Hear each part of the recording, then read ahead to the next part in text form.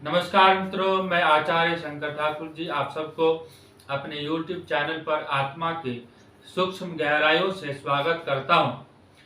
और यदि आप इस चैनल पर पहली बार विजिट कर रहे हैं तो आप आचार्य शंकर ठाकुर जी YouTube चैनल को सब्सक्राइब कीजिए, लाइक कीजिए तथा शेयर वाले बटन को अवश्य दबाइए, नोटिफिकेशन बेल आइकन बटन को अवश्य दबाइए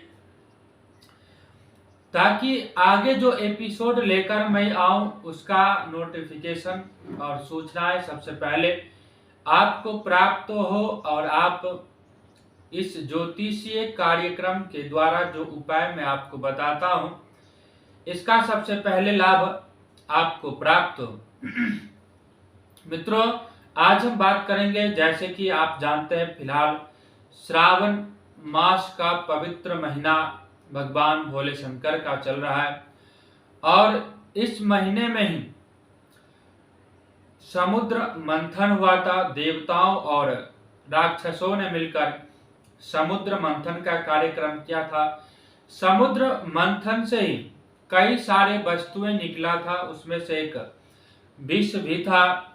जब विष निकला तो संसार में हाहाकार मच गया कि अब विषपान कौन करेगा, क्योंकि लक्ष्मी जी का वरण तो भगवान विष्णु ने स्वयं कर लिए थे, तभी विष को कौन पिएगा। और जब तक विष इस धरातल पर था, संसार में आग लगने लगी थी, दहक उत्पन्न हो गया था। संसार के जो भी हरी भरी वस्तुएं थी सब जलने लगा था। जब देवता और राक्षस ने विष के इस प्रभाव को देखा तो भगवान शंकर के चरण में गए और उनसे नतमस्तक होकर भगवान और देवताओं ने प्रार्थना करी कि प्रभु, आप इस संसार के पालन करता भी है और संहार करता भी है, क्योंकि ओमकार आप ही हैं, ब्रह्मा विष्णु महेश तीनों आप में ही समाया हुआ है।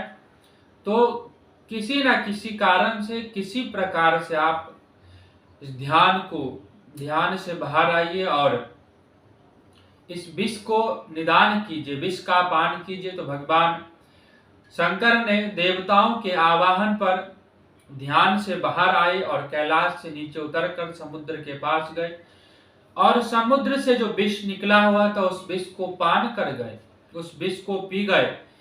और जब भगवान शंकर ने उस विष को पिया तो संसार में एक शांति सी आ गई, शांति छा गई। परंतु भगवान शंकर के शरीर जो है पूरा नीला पड़ गया। भगवान शंकर ने उस विष को अपने कंठ में ही रोक दिया, कंठ से नीचे जाने ही दिया और भगवान शंकर का कंठ बिल्कुल नीला पड़ गया और एकदम कंठ में जलन सी होने लगी, जलने लगा कंठ भगवान शंकर का। तो भगवान शंकर ने इस जलन के प्रभाव को कम करने के लिए चंदन के वृक्ष पर लपेटे लगाए हुए सर्प को उतारा और उस सर्प को अपने कंठ में चारों तरफ से लपेट कर बैठा दिए, जिसके प्रभाव से उस जलन कम हुआ। लेकिन श्रावण महीना था, भगवान शंकर का अति प्रिय महीना भी है। तो जब भक्तों ने देखा कि प्रभु के कंठ में जलन हो रहा है, प्रभु मेरे प्रभु बेचैन है, मेरे भगवान बेचैन है, तो भक्तों ने जल लेकर के उनके ऊपर चढ़ाना शुरू कर दिया। तब से जलाभिषेक का जो प्रक्रिया है वो शुरू हुआ है और भगवान शंकर को जलाभिषेक अत्यंत प्रिय लगता है। अत्यंत प्रिय होने के कारण ही भगवान शंकर को रात्रि और दिन के दोनों समय जलाभिषेक किया जाता है। जलाभिषेक में रुद्राष्टाध्याय का प्रयोग किया जाता है और रुद्राष्टाध्याय के प्रथम अध्याय से लेकर अष्टम अध्याय तक भगवान शंकर का वर्णन किया गया। भगवान शंकर के विशेष रूपों का वर्णन किया गया और उनसे प्रार्थना की गई, हे प्रभु, मेरे ऊपर जो मारक क्रिया किया गया है, जो शत्रु बाधा है, जो धन संपत्ति संबंधित दिक्कतें मेरे जीवन में आ रही, उसको आप दूर करें। जो मारक ग्रह है उसके शुभ अशुभ प्रभाव को दूर करे और शुभ प्रभाव में शुभता लाए और अशुभ प्रभाव में कमी लाए, अशुभता को समाप्त करे, शुभता को प्रदान करे। मित्रों, आज हम इसी कड़ी में आपको बताएंगे कि यदि आप धन संबंधित किसी भी समस्या से ज्यादा परेशान है तो आपको इस श्रावण मास में महाशिवरात्रि पे क्या उपाय करना चाहिए। मित्रों, यदि आपके जीवन में धन संबंधित किसी भी प्रकार की समस्या है तो आप गन्ने के रस से भगवान शंकर का रुद्राभिषेक करवाइए। गन्ने के रस से भगवान शंकर अत्यंत प्रसन्न होते हैं और गन्ना भगवान शंकर को अत्यंत प्रिय भी लगता है। गन्ना सबसे शुद्ध मीठी वस्तुएं हैं और भगवान और ब्राह्मण देवता मिष्ठान से प्रसन्न होते हैं, तो मिष्ठान को भगवान के ऊपर चढ़ाइए, गन्ने के रस से रुद्राभिषेक कीजिए। यदि आपके जीवन में कहीं पर भी धन संबंधित समस्या आ रहा है, धन नहीं रुक पा रहा है, धन आता तो है पर धन चला जाता है। कई लोगों का ये समस्या होता है कि भगवान मैं कमाता तो बहुत ज्यादा हूं लेकिन मेरे पास रुकता नहीं है, धन आता है और चला जाता है, खर्च बहुत हो जाता है। तो मित्रों, लक्ष्मी आई और स्थिर लक्ष्मी आई। देखिए, लक्ष्मी के कई सारे रूप होते हैं लेकिन लक्ष्मी का दो रूप मुख्य रूप से प्रचलित भाषा में है। लक्ष्मी को चंचला कहा जाता है। लक्ष्मी कभी भी एक जगह नहीं रुकती है। यदि आपके पास आज लक्ष्मी नहीं है तो ये जरूरी नहीं है कि कल भी लक्ष्मी नहीं हो, कल का समय भी आज की तरह हो, ये जरूरी नहीं है। आप ज्योतिषीय कर्म का उपयोग करके अपने प्रारब्ध को बदल सकते हैं और भगवान की कृपा से आपके यहाँ लक्ष्मी अवश्य आएगी। धन संबंधित जो भी समस्या वो दूर हो जाएगी।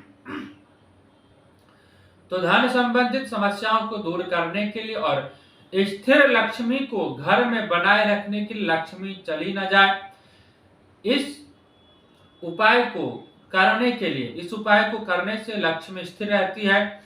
आप गन्ने का रस लें, जितना हो सके, जरूरी नहीं है कि बहुत ज्यादा ही हो, 1 लीटर 2 लीटर और सामर्थ्य के अनुसार। यदि बजट आपका ज्यादा है तो 10 लीटर 11 लीटर ले सकते हैं और उससे भगवान शंकर का रुद्राभिषेक यदि शिवरात्रि पर करते हैं तो आपके यहाँ से लक्ष्मी कभी नहीं जाएगी।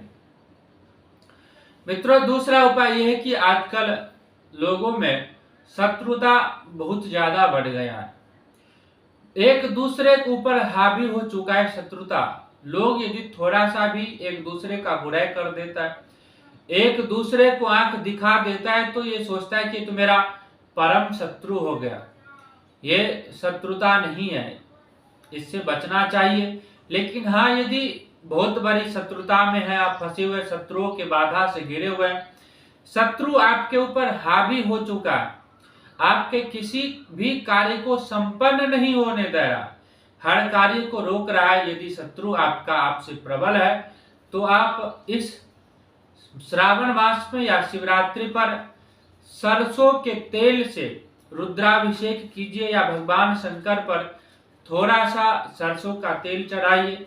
सरसों के तेल चढ़ाने से भी आपके जो ऊपर शत्रु बाधा है वो शत्रु बाधा दूर हो जाएगा। शत्रु जनित जितने भी प्रकार की बाधा है वो सभी प्रकार की बाधाएं आपसे कोसों दूर रहेगी और पूरे साल भर आप प्रसन्न रहेंगे। शत्रु आप पर हावी नहीं होगा, बल्कि आप शत्रु पर हावी हो जाएंगे यदि आप इस उपाय को करते हैं। तो मैं सोचता हूं कि यदि आपके इष्ट मित्रों में या किसी घर परिवार में देखिए मामूली सी लड़ाई झगड़ा को शत्रुता नहीं मानते हैं, उसको शत्रु नहीं मानना चाहिए।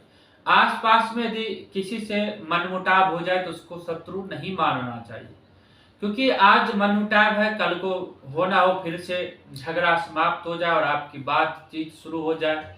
और ऐसी स्थिति में यदि आप किसी उपाय को करते हैं और उसका नुकसान होता है तो यह मंगलकारी नहीं होता है। इसीलिए और बाद में आपको भी दुख पहुंचेगा कि हमने ये क्या कार्य कर दिया। लेकिन जो बहुत बड़ा शत्रु बन चुका है आपको, उसके निवारण के लिए, शत्रु आपके ऊपर हावी ना हो, आपके किसी भी कार्य में शत्रु रोके ना, इसको दूर करने के लिए आप जो है सरसों के तेल से रुद्राभिषेक कर सकते हैं। मित्रों, ये छोटा सा वीडियो मैंने आपके लिए बनाया है। यदि आप इस YouTube चैनल पर पहली बार आए तो इस चैनल को सब्सक्राइब कीजिए, लाइक कीजिए तथा शेयर वाले बटन को दबाइए, बेल आइकन बटन को दबाइए तथा इस वीडियो को अपने इष्ट मित्रों में भी शेयर कीजिए ताकि इसका लाभ सबको प्राप्त हो। तब तक के लिए नमस्कार।